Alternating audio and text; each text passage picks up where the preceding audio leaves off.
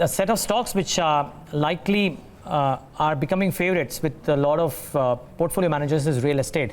The growing pile of unsold inventory and the overall growth slowdown notwithstanding. But yeah, all of this is bad news for any sector, especially so when it's housing. Ticket sizes are larger, prompting buyers and investors to be doubly cautious before making a purchase on at least the premium housing. How do you approach investing in this space? Let's get in somebody who looks at this very, very closely. Murtuza Arsiwala, Associate Director in Kotak Institutional Securities, joins us right now on the show. Murtuza, Neeraj here, good morning. Always good having you. Thanks so much for joining in. Murtuza, I hear this argument a lot that if indeed the sector is contributing 9% to GDP, its presence in the market cap cannot be as low as 2% or 1.5% or thereabouts. Is that a reasonable argument to make?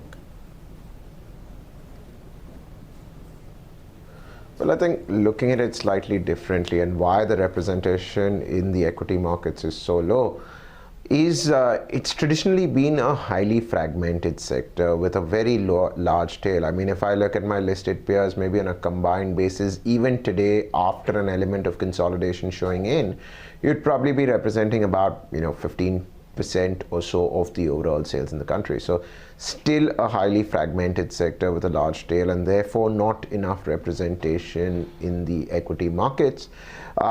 Guess that changes with a lot more consolidation, which means the organized and more so the listed players, the larger players with access to capital, sort of gaining more in terms of market share, and that reflecting in the size of the companies.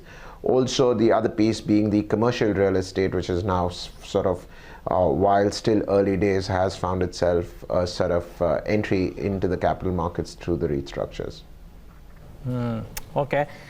Well, the other question then therefore to ask Murtuza would be, how do you approach investing in this pocket? Would the models like the ones that Godrej Properties has adopted be the one that will actually gain more traction, or the recent change in norms of revenue recognition might help a company like DLF because their numbers might start looking interesting as well? So that's the other bit. And whether or not some of these mid-sized players can actually become large, because the market cap diversity is also fairly stark. DLF trades at northwards of 50,000 crores market cap.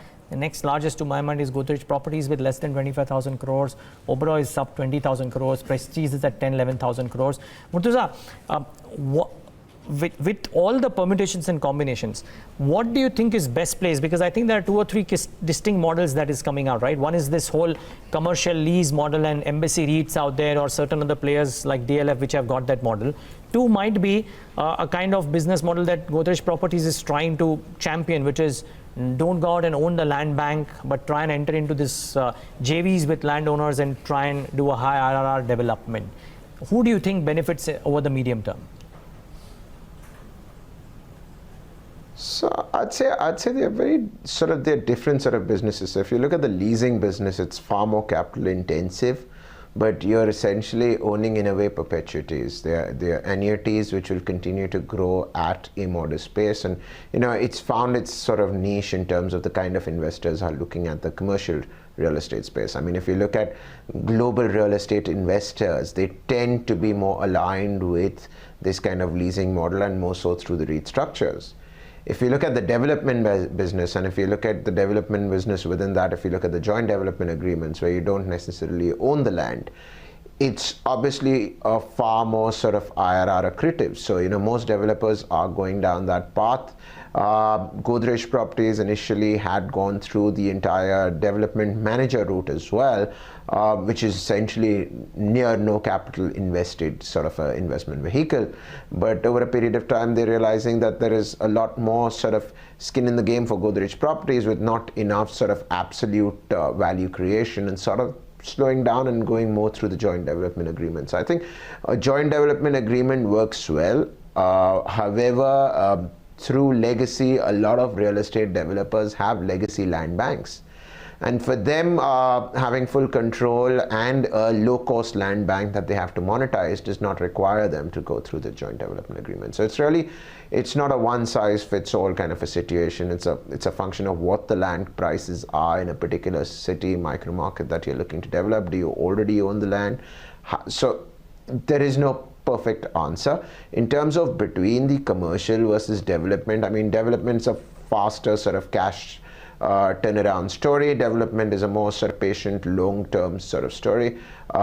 Each has its set of investors, return profiles, and risk. From the listed space, there are players like Prestige, Brigade, which are there in both sides of the business, Oberoi Realty as well. Whereas there is an Embassy, which is a pure play sort of commercial. DLF has a bit of both, though a larger contribution does come in from their commercial business. So it's not a one-size-fits-all. Different companies have adopted different strategies in terms of their land banking, in terms of their investment in annuity businesses, in terms of their development business. So what are you more bullish on, Murtuza? Let's not take a 6-month view. Let's take a 5-year out view. See, the commercial business is going through a fantastic cycle. I mean, if you look at where Bangalore is today on the leasing business, 5% vacancy, low single-digit vacancy, clearly there is enough room for them to grow, right? Again, it's a more long-term sort of a story. So funds looking from a near-term perspective may not be. Development business is good. There is a lot of consolidation happening. It has become more capital intensive than it traditionally was through the changing regulations, etc. If one were to look at a more sort of 12 to 24 month perspective, the clear valuation gap today is with SOBA. However, I think most of the listed players will benefit through this entire consolidation theme. So the consolidation theme is for real, very strong, and where you started off essentially saying that the representation of real estate in the markets vis-a-vis the economy is very small, and I think that's about to change. So it's just about choosing the management, a player that you wish to back. But I think most of the organized players with access to capital will benefit, where you will see hopefully that 10-15% market share for the organized segment growing substantially maybe 5 years down the line. So for me, from a 5-year perspective, you got to be in this sector more than sort of nitpicking which is the player that you want to back. Murtuza, good morning. We were speaking with Mr. Lodha just a few days ago, and he was talking to us about how the premium residential market and the prices out there and the pickup out there is likely to happen pretty soon. Demand is likely to come back even for the premium residential market, aside from the fact that affordable residential is still doing well. In light of that, when one has to look at investing into developers purely focused in residential development, does one start looking at the ones catering to these premium markets, or just affordable housing, which has been doing well up to now, tried and tested, is the one to back right now? So tricky one. Both have their pros and cons. Clearly the velocity of sales in the premium segments died down substantially, and there is be it a Lodha, be it even Oberoi with 360 West, if one were looking at Mumbai. DLF, interestingly, while in the more premium sort of ticket size category in the NCR region, has been doing fairly well. So it's a tricky one, but if I were to, the more mid segment, mid to affordable segment clearly has a very high velocity of sales, which means your cash churns pretty fast. And that is where bulge of the market continues to be. The premium segment, people will find their niches like DLF, and it's a more higher margin product. So you may not get the scale that the mid segment gets you, but you get the margin. So it's really again one over the other, but I'd rather go for velocity of sales over the margins with a low velocity of sales. Feel consolidation is done, much of it is already done with, or do you think there's still more to come where still more weaker developers will move out, ceding market share to the larger developers? I think we're just at the start of it, to be honest. I mean, it's been, if you look at the trends, I mean, if I look at the, let's say, last 3-4 years, you've seen the market shares of my coverage universe move from about, let's say, 8% to about more like 12 to 15%.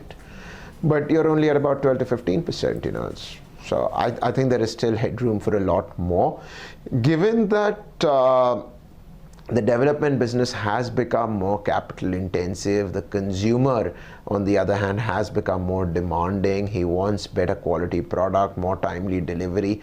All of that requires an element of better sort of project management skills and access to capital, which is what is weaning out a lot of the tail essentially from the system.